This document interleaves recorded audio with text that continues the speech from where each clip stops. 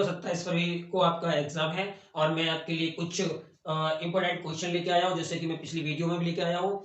और आज कुछ ज्यादा इंपॉर्टेंट है क्योंकि आपके पेपर बहुत करीब आ गया, तो खास खास बहुत इंपॉर्टेंट क्वेश्चन आपके लिए लेके आया हूँ। आप इनको अच्छी तरीके से देख लें और समझ लें। तो देखते हैं, आपके सामने स्क्रीन पे एक सवाल दिया है, जो समीकरण x square minus 7x plus 12 बराबर 0 के मूलों के व्युत्क्रमों का योगफल ज्ञात कीजिए। इस तरीके का एक सवाल आपको आपके पेपर में 100% जरूर मिलेगा और ज्यादा कोई टफ नहीं होता है। आप तैयारी करेंगे इसका तो आपको ये बहुत आसान तरीके से सॉल्व हो जाएगा। तो क्या करना है, हमें इसका सॉल्यूशन देखते हैं। यहाँ पर आपको लिखना होगा, पहले माना मूल, हमें मूल मानने पड़ेंगे। तो मान लेते हैं हम अल्फा और बीटा, दो मूल मान लेते हैं अल्फा और बीटा। अब यहाँ पर हम क्या करेंगे, जैसे कि हम पहले ही पढ़ चुके हैं पहले कि हमें करना है कि आपके सामने दो इसके फार्मूले होते हैं, मूलों का योगफल मूलों का गुणनफल। तो यहाँ पर हम लिखेंगे पहले मूलों का योगफल, और ये होता है माइनस का एक्स का गुणांक बटे में एक्स स्क्वायर का गुणांक, ये हो गया गुणांक। अब मूलों का योगफल, आपके पास दो मूल है, अल्फा प्लस बीटा का योग कर दिया, माइनस यहां से हम एक्स स्क्वायर गुणांक ले लेंगे, सॉरी एक्स का गुणांक हमारा माइनस का 7 है, तो माइनस माइनस ये प्लस हो गया, और एक्स स्क्वायर का गुणांक 1 है।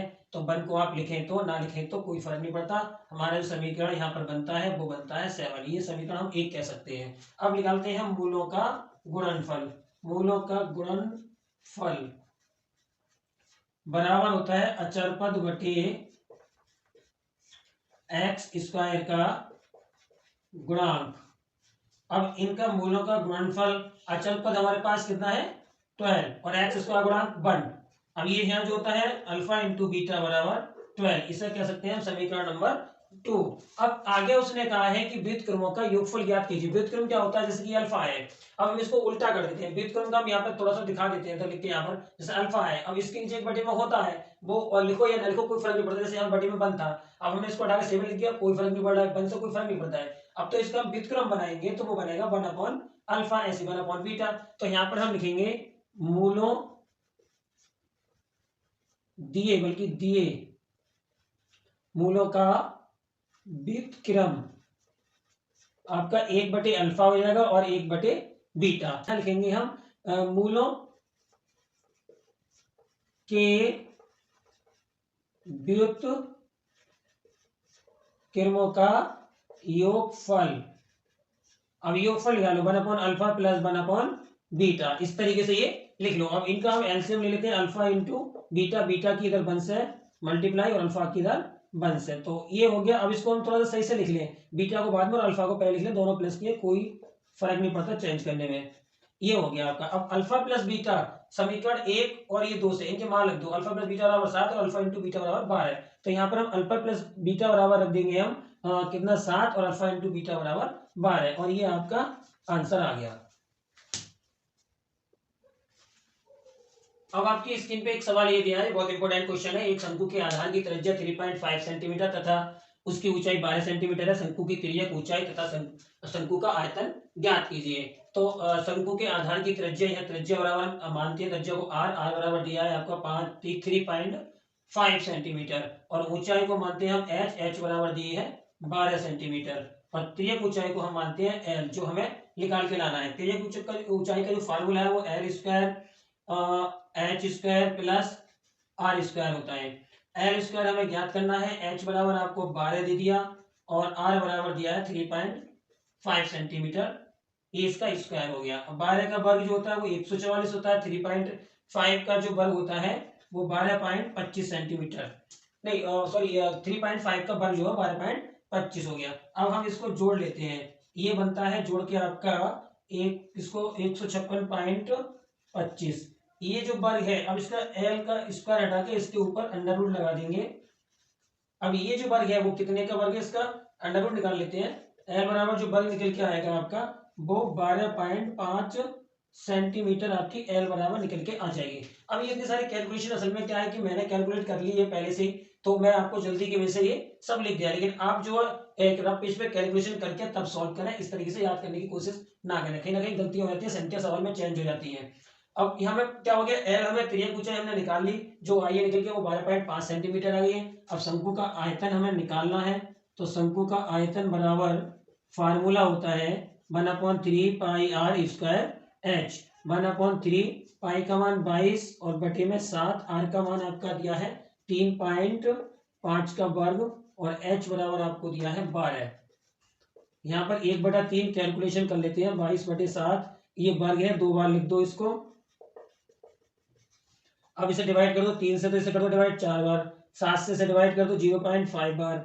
अब इन सबकी मल्टीप्लाई कर लेंगे 22 इंटू 0.5 गुणा 3.5। इन सबकी गुणा करेंगे तो आंसर निकल के आपका आ जाएगा। इसकी करते हैं 22 की 0.5 से कैलकुलेशन कर लेते हैं।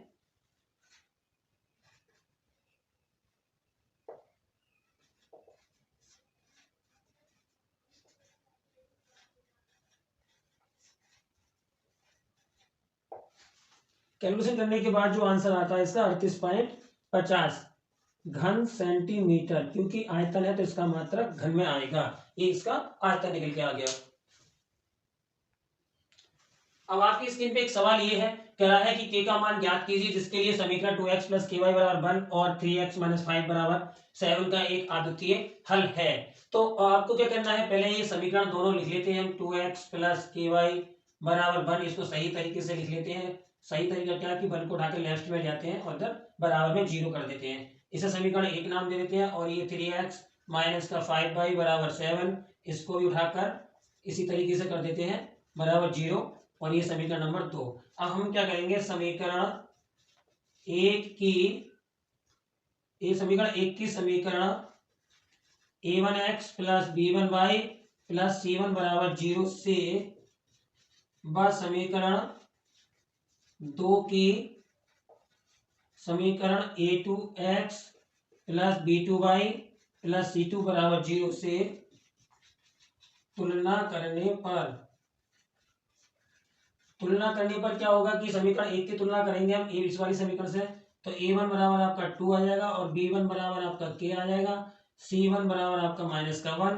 अब समीकरण 2 से करेंगे तो a2 बराबर आपका 3 और b2 बराबर आपका -5, c2 बराबर आपका -7। ये सब a1 a2 b1 b2 c1 c2 के मान निकाल लिए। अब इसने बात कही है यहाँ पर अद्वितीय हल की। अद्वितीय हल हमारा क्या होता है कि इस तरीके से हम लिखते हैं a1/a2 बराबर b1/b2 c1/c2। ये जो होता है ये वाला इतनी सारी कंडीशन ये जो होता है वो बराबर नहीं है। क्या, a1/a2 बराबर नहीं है b1/b2 का। बाकी इससे हमें कोई लेना देना नहीं होता है। अगर बराबर नहीं आता और ऐसे हो जाता है तो क्या होगा, आपका एक अद्वितीय हल होगा। लेकिन यहाँ पर हमें k का मान पूछा है तो k का मान हमें निकालना है। तो हम यहाँ पर लिखेंगे a1/a2 बराबर नहीं है b1/b2 का। अब यहाँ पर हमें क्या करनी है, वैल्यू निकालनी है। a1 का मान है 2 और अपॉन 3 a2 का मान, और b1 का मान k है और b2 का मान -5। तो k का मान निकालना है, 5 की इधर मल्टीप्लाई कर दो तो ये हो जाएगा आपका -10/3 और ये k का मान आ गया। ये उसने k का मान पूछा। अगर k का मान हम यहाँ b1 सॉरी कहाँ पर यहाँ समीकरण में लगा दीजिए, दिया है इसने, ये यहाँ पर हम रख देते हैं तो इन दोनों समीकरण का एक अद्वितीय हल होगा। तो इसने यही पूछा और इसका ये आंसर हो जाता है। अब आपके स्क्रीन पर एक सवाल है, बहुत मोस्ट इंपोर्टेंट है। कह रहा है कि यदि बिंदु a, 0, 0, b तथा 1, -1 संरेख है तो सिद्ध कीजिए 1/a - 1/b बराबर बल लाना है आपको। ये सिद्ध करने का सवाल है। इन सवालों की सबसे खास बात यह है कि आपके सामने आपका आंसर रखा होगा, आप गलत नहीं कर सकते। और आपके जो सवाल आएगा उसमें आपको आंसर की डाउट नहीं होगा आपके लिए, क्योंकि आपकी स्क्रीन पर आपको आपके पेपर पे इसका आंसर आपको लिखा हुआ मिल जाएगा। सिद्ध करने वाले सवालों में यही फायदा होता है। तो देखते हैं और करते हैं इस सवाल का सोल्यूशन करते हैं।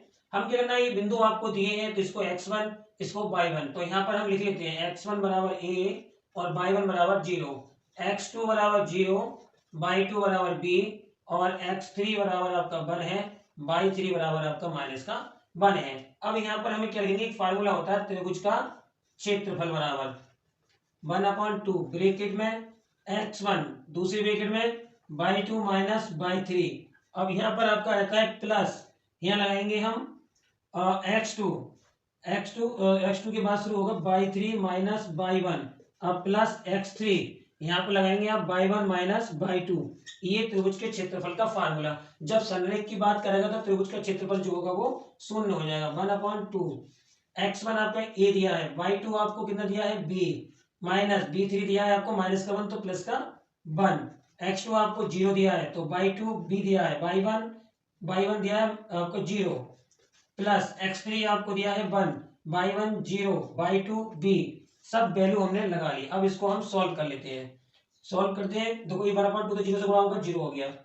यहाँ पर इसकी आप अंदर मल्टीप्लाई कर दो a की, a b प्लस a, यहाँ पर 0 की मल्टीप्लाई होगी तो सब 0 हो गया, 1 की मल्टीप्लाई होगी आपके 0 से 0 और माइनस b से होगी तो माइनस का b, यहाँ पर हम माइनस का b यहीं से कर लेते हैं, ये हो गया आपका माइनस का b। अब ये हो गया 0 बराबर A B plus A minus B, ये 0 भी हटा दो। अब ये आपका ए बी जो है ना वो एक साइड में ले आओ बिल्कुल अलग, हम इसको ए बी को अलग ले आते हैं एक साइड में, a माइनस बी बराबर आपका माइनस का b हो जाएगा, ए बी प्लस का इधर आएगा लेफ्ट में बराबर में 0 तरफ तो माइनस का होकर चला जाएगा। अब माइनस का ए बी पूरा इनके सबके नीचे अलग अलग रख दो तो ये हो जाएगा a अपॉन माइनस का A B minus b upon minus का ए बी, और यहाँ पर बचेगा आपका 1, a से a कैंसिल, b से b कैंसिल, यहाँ पर आपका ऊपर 1 बटे माइनस का b तो आपका रह जाता है 1 अपॉन माइनस का b, और यहाँ माइनस माइनस ये प्लस 1 अपॉन a बराबर 1। अब इसको सही से लिख दें, ए वाले को आगे लिख दें और बी वाले को पीछे लिख देते हैं। मैं इधर यहाँ पे लिख देता हूँ, जगह कम पड़ गई, माइनस का 1 अपॉन बी बराबर 1, ए को मैंने इसको आगे लिख दिया और इसे पीछे लिख दिया, और देखो हमारा आंसर एकदम आ चुका है, जो देखो सिद्ध करने को दिया था वो हमारा मिल चुका है और आपका ये आंसर आ गया। अब देखते हैं अगला सवाल, ये आपका सांख्यिकी का सवाल है। कह रहा है कि यदि 27, 23, x माइनस 4, x प्लस 4, 15, 3 और 7 का मान 15 हो तो x का मान ज्ञात कीजिए। तो यहाँ पर हम इसका सॉल्यूशन देखते हैं क्या कहता है, क्या निकल के आता है। तो हम जानते हैं कि समांतर माध्य, ये माध्य की बात कर रहा है, समांतर माध्य का फार्मूला होता है संख्याओं का योग बटे कुल संख्या। समांतर माध्य में दिया है इसने 15 और सब संख्याओं का योग कर लो, 27 plus 23 plus x minus 4 plus x plus 4 plus 15 plus 3 plus 7, सबका योग कर लिया। अब गिनती गिन लो कि ये कितनी है, 1 2 3 4 5 6 7, ये सब टोटल 7 है। 7 की 15 से मल्टीप्लाई कर दो और इन सब संख्याओं को आप जोड़ लें, 27 23 4 2 माइनस 4 प्लस 4 ये तो खत्म हो गए, 15 3 7, इन सब का जोड़ करेंगे तो आ जाएगा आपका, पहले आप x को जोड़िए, एक x और एक x 2x। अब संख्याओं को जोड़ेंगे आप तो आपकी संख्या सब जोड़ के जो आती है वो 75 आ जाती है। इसकी मल्टीप्लाई कर लें आप तो ये आ जाएगा आपका 105, और ये 75 इधर प्लस के इधर लेफ्ट में आएंगे तो ये माइनस के होकर आ जाएंगे। यहाँ पर कर देता हूँ। अब इसमें से इसे घटाएंगे आप तो जो आपका निकल के आएगा वो 30 आ जाएगा, और ये 2x, 2 इसके बटे में आ जाएगा, 2 से इसे डिवाइड करेंगे 15 बार, x बराबर जो आ जाएगा आपका मान वो 15 आ जाता है।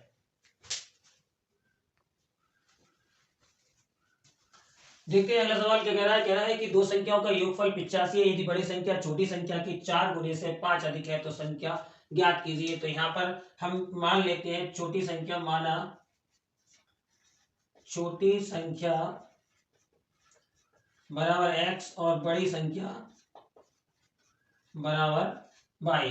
अब यहाँ पर कंडीशन है, पहली वाली कंडीशन में कह रहा है कि दो संख्याओं का योग, हमारे पास दो संख्या x और y है, छोटी संख्या x और बड़ी संख्या हमने y माना है। तो फर्स्ट स्टेप लिख देते हैं, यहाँ पर इस तरीके से करेंगे सॉल्व। फर्स्ट स्टेप में कह रहा है दोनों संख्याओं का योगफल 85 है तो x प्लस y बराबर आपका 85, समीकरण नंबर 1 हो जाता है। अब दूसरी कंडीशन आती है, कहता है कि बड़ी संख्या छोटी संख्या के 4 गुने से 5 अधिक है, तो यहाँ लिखेंगे आप सेकंड स्टेप, इस तरीके से लिख देंगे। सेकंड स्टेप में हमें क्या करना है, x और y लिख देना बराबर में, ये हमारी छोटी है ये बड़ी है। यहाँ पे कह रहा है कि बड़ी संख्या छोटी संख्या के 4 गुने से अधिक है, बड़ी संख्या जो है वो 4 गुने से 5 अधिक है, तो 4 गुना प्लस 5 अधिक। अब ये इसमें करने हम y को उठा के इधर ले आते हैं, 4y बराबर ये 5, इसे समीकरण नंबर 2 कह देते हैं। अब समीकरण 1 व 2 से, अब समीकरण 1 और 2 को एक साथ लिखकर हमें क्या करना है, x और y के मान ज्ञात करने हैं। x माइनस 4y बराबर आपका 5, ये तो देखो क्या होगा, एक्स है एक्स है, ठीक है, लेकिन दोनों सेम चिन्ह के हैं। यहाँ प्लस का बाई है, लेकिन यहाँ माइनस का 4y है, ये सेम नहीं है। एक्स को हम काट सकते हैं यहाँ पर, तो यहाँ लिखेंगे हम घटाने पर। घटाने पे क्या होता है कि दूसरी समीकरण नीचे वाली होती है उसके चिन्ह बदल जाएंगे, ये प्लस का, ये माइनस है तो प्लस, और ये प्लस किया तो ये माइनस। अब ये प्लस माइनस दोनों सेम है, कट जाएंगे, ये प्लस का ये माइनस का, और एक्स एक्स इसलिए कट गए। 1/4y कितने हुए, 5y। 85 में से 5 कम कर दिए तो 80, y बराबर 80 और बटे में आपके 5, 5 से डिवाइड कर दिए तो आपका जाएगा 16 बार, y बराबर आपका 16 निकल के आ गया। y का मान समीकरण 1 में रखने पर, 1 में रख ले या 2 में रख ले, 1 में लगा लेते हैं हम। x प्लस वाई बराबर आपका दिया है 85, y की जगह हमने लगा दिया 16 बराबर 85, x बराबर 85 माइनस का 16, आपका x बराबर जो निकल के आ गया 15 में से 6 जाएंगे तो 9 और 7 में से 1 गया 6, x बराबर आपका 69 और y बराबर आपका 16 आ गया। जो इसने पूछा था कि संख्या ज्ञात कीजिए, तो वो संख्या आपकी ये आ गई, x बराबर 69 और y बराबर 16। और हाँ, वीडियो आपको अच्छी लगती है तो चैनल को सब्सक्राइब और वीडियो को लाइक जरूर कर दें। बहुत बहुत धन्यवाद।